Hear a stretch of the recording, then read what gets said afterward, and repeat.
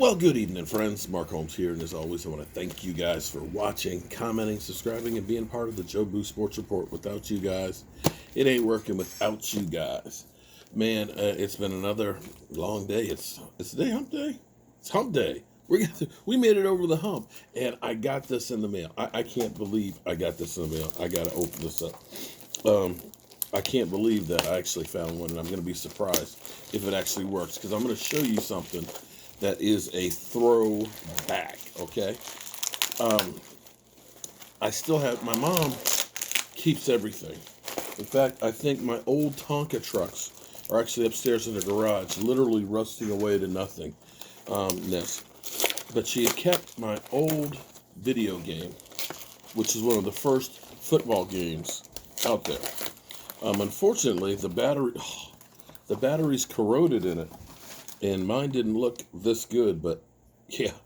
Okay, I'm going to see if it actually works. Let's see if it actually works.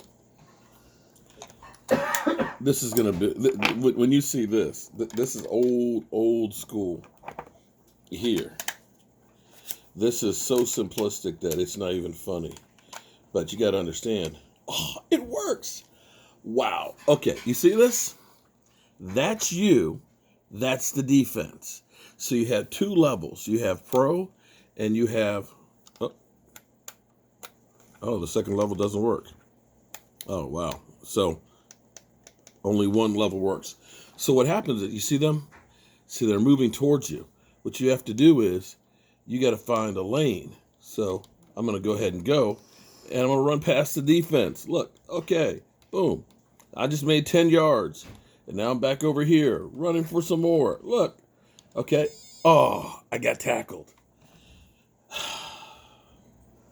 Literally. Oh, there it goes. Okay, so this is the set fast speed. So when you move, they move a lot faster. Look. They're coming to get him. Look. They're going to sack me. Watch. Oh, they got me. Yeah, I'm that old. But when we got this, man, this was hot. Oh my God. We used to have football.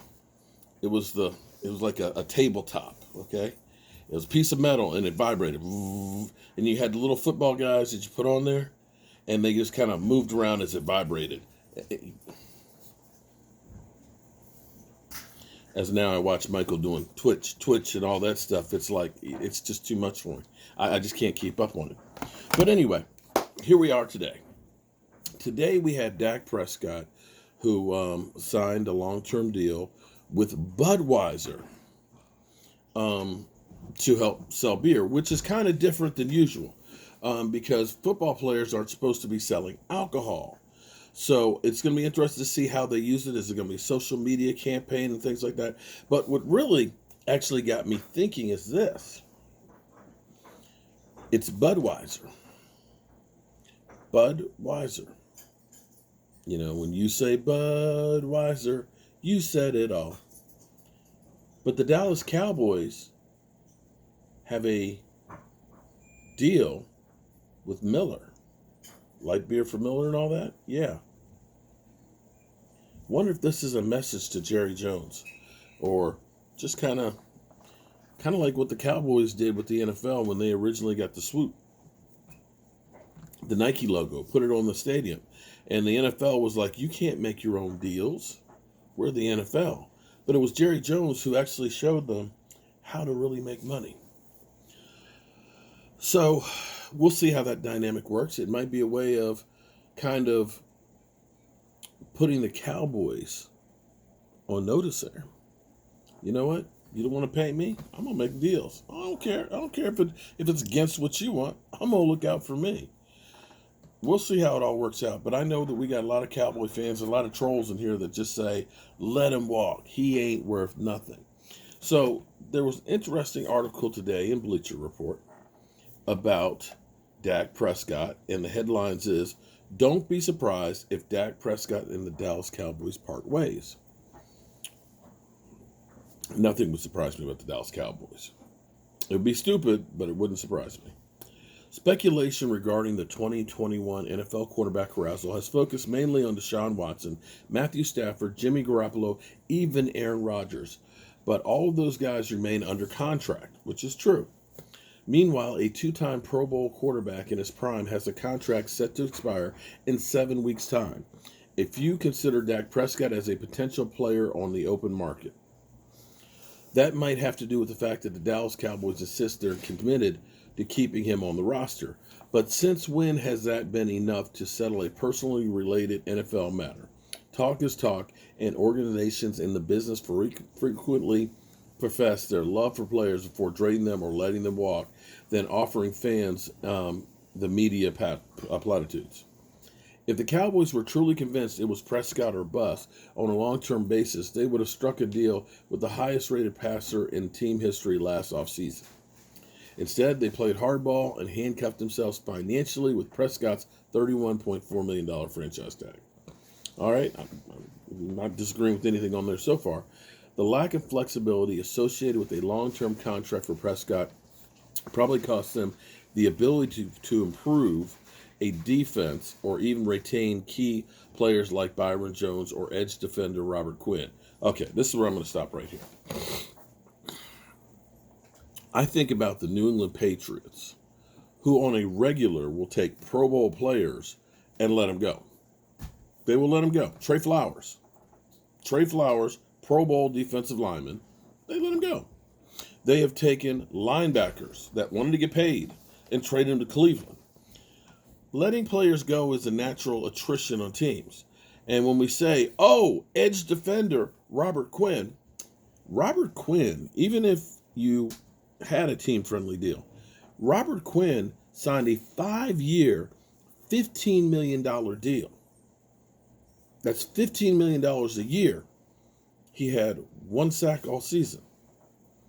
So if you're saying that if we had had more money and we ended up rolling over $15 million, we would have gotten these great players.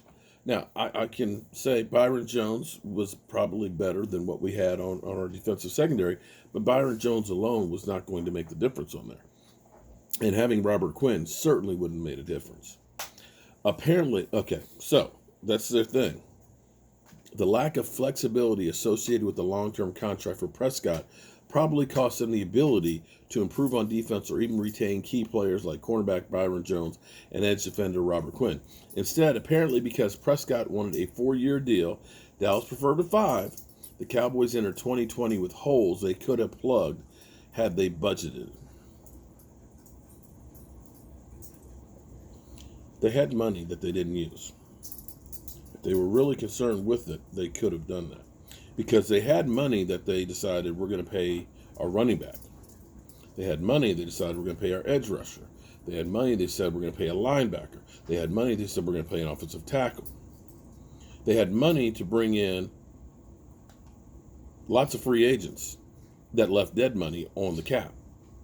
So that argument right there doesn't hold water for last year. Prescott now has even more leverage. He's coming off a serious ankle injury, but the league's most prolific passer before getting hurt. And NFL Rappaport reported that the 27-year-old has been making great progress in his recovery. Meanwhile, another tag would cost the Cowboys $37.7, and I agree with that wholeheartedly. That could be financial death sentence to a team projected to enter the offseason with $17.8 million. Without accounting for Prescott and fellow in-house free agents Owuzie, Tyrone Crawford, Jordan Lewis, Aldon Smith, and Xavier Woods. So, let me stop right there. I'm going to ask you legitimately, on a defense that was ranked 29th in the NFL, of those free agents that you're talking about there, okay, Owuzie, Jordan Lewis, Xavier Woods, I would say one of those three would stay. And it's certainly not going to be Xavier Woods. It'll be either Owuzie or Jordan Lewis. And with this porous play that they've had throughout their career so far, they're not going to be a Byron Jones-type contract for them. Tyrone Crawford. To say that we need to re-sign Tyrone Crawford, who's had 3 surgeries in 2 years, who literally had 2 sacks in 2 years, I think we might be okay. I think we might. On the 29th rated defense, if Tyrone Crawford isn't re-signed to that $9.8 million. So that's where I call bullshit. Xavier Woods, he can go hang out in the woods. I'm sorry, I don't need him. The Cowboys had a bottom 10 defense in terms of DVOA, defense adjusted value over average. To get back to the Super Bowl picture with Prescott, they'll likely need to improve on that side of the ball, having better luck in offense. But if Prescott counts $37.7 million against the cap, that would probably be impossible. They could ultimately make a sacrifice in offense that would only hinder Prescott's supporting cast. Besides, there's almost no relief associated with the lucrative contracts possessed by Amari Cooper, Zeke Elliott, Tyron Smith, Zach Martin, and Lyle Collins. Dallas is married to its core. That management will likely have to rework some of those deals to make room for Prescott. And I've talked about this because the one that you actually look at and say, okay, we can definitely do that without having too much pain is Amari Cooper. The Cowboys were actually smart about how they did Amari Cooper. We look at that and say it's a $100 million contract. He signed $100 million. Look, forget the final number. Look at the guaranteed money. The guaranteed money was $42 million. He's already got the first 20 of it. There's 20 million of it. That's basically this year. After this year, you can let him go and it won't cost you but chump change, a couple $100,000. You could go ahead and restructure his deal and grab yourself about $15 million just like that because you say, well, he played this whole season. He's in good shape. We figure we can at least have him for 2 years. Put a phantom year at the end where it doesn't really count and just spread it out. You could do the same thing there with some of those other contracts. You do it with Zach Martin again if you want to.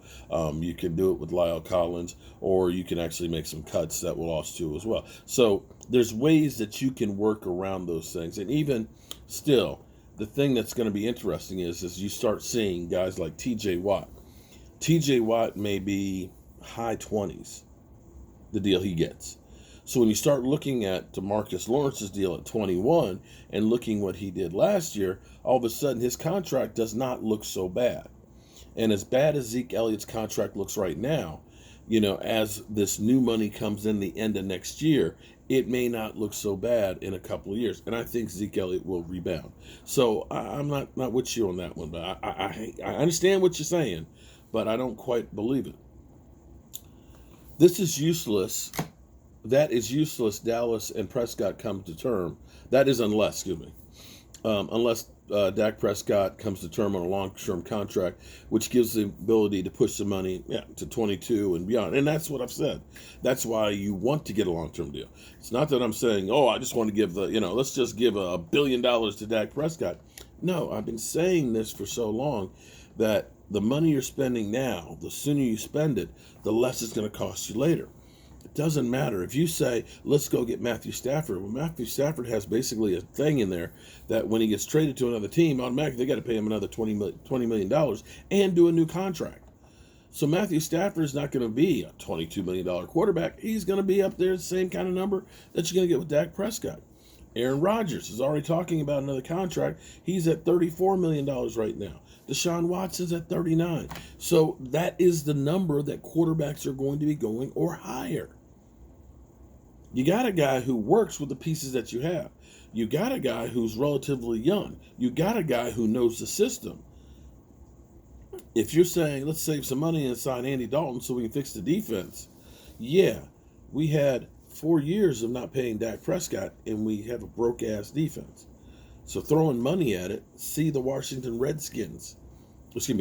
football team.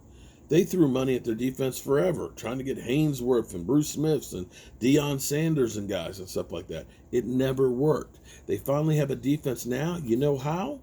Because they drafted one. They got good picks, good solid players on their defense, and they put them together at the same time. That's how you build a team. It's not by buying one. It doesn't work. Very few teams that go through and just start paying a whole bunch of money to players, they don't win. They don't. So that's what we have. So with this whole article, so they're saying if they can't work out a deal with Dak, don't be surprised to see him walk. I think that one's kind of more of a clickbait one, and it's not really to me reasonable. Although with Jerry Jones, who knows? But the reality is now you're hearing the Rams saying there's going to be an open competition for the starter next year because they're not happy with Jared Goff. Carson Wentz, they've actually hired Dak Prescott's quarterback coach from college. They're doing anything they can to get him like Dak Prescott. They wanted to get Kellen Moore. Now they went to his college coach. They're doing whatever they can to say, can you be like Dak Prescott? Yeah. I don't think that's going to happen. And then you look around. Colts, they need a quarterback. Jacoby Brissett. He may go back to New England. Who knows? New England, they need a quarterback. The Jets, they got to figure out what they're going to do with Sam Darnold, or they're going to draft one. Jaguars, they need to draft one. There's not a lot of quarterbacks to go around, especially not ones that have been the Dallas Cowboys' all-time leading completion percentage guy. They're not.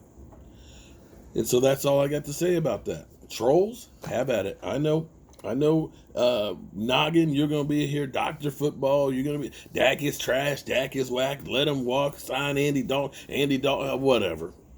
Have at it. Have fun. Enjoy yourself. Peace.